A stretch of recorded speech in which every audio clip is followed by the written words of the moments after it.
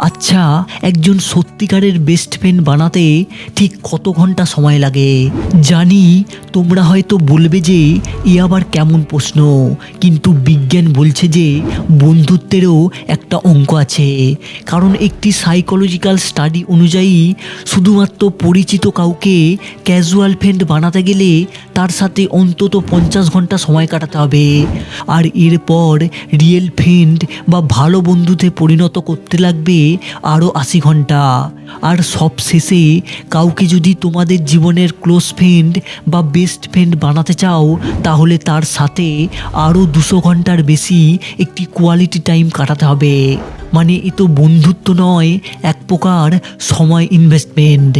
কিন্তু আমার মতে বন্ধুত্ব কোনো সময়ের বেড়াজালে আবদ্ধ থাকে না। ওই যে একটা কথা আছে না, যার সঙ্গে যার মজে মন সেই আমার আপনজন।